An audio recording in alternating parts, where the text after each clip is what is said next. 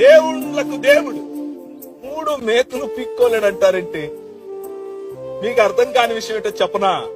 ఈ రాజు మీకున్న మేకులు పీకటానికి మేకులు కొట్టించుకున్నాడు. ఈ రాజు మీ మనసులో ఉన్నటువంటి అంధకార సంబంధమైన దురాత్మ సమూహముల యొక్క ప్రతి పరిపాలన నుండి నిన్ను విడిపించటానికి వచ్చిన రాజు ఈ రాజు. నువ్వు నా ఇంటికి రావటానికి వీల్లేదురా అనంటే, నేను నీ ఇంటికి వస్తాను, భోజనం పెడతావా అని అడుగుతాడు ఈ రాజు.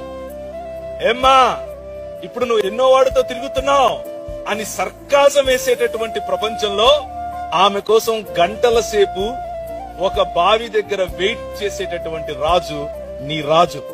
ఆయన రాజులకు రాజు, ప్రభువులకు ప్రభు, ఎలోహింలకు ఎలోహిం.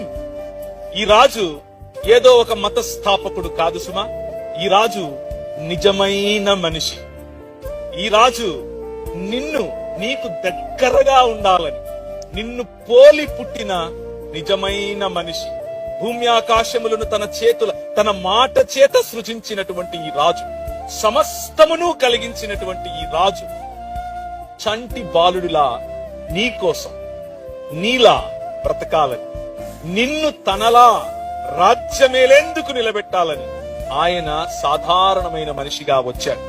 ఆయన కరుణ శాశ్వతమైనది, ఆయన ప్రేమ ఎప్పటికీ తగ్గనిది, ఆయన కృప మనకు చాలినది, ఆయన కాడి తేలికగా ఉంటుంది.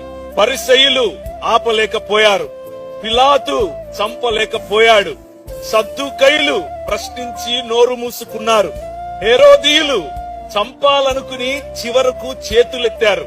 కాని మృత్యువును ఆలింగనం చేసుకోవటానికి, మృత్యువును చంపటానికి, నీ బానిసత్వము నుంచి నిన్ను విడిపించటానికి వచ్చినటువంటి ఏకైక రాజు, one and only true human being, నిజమైన మనిషి.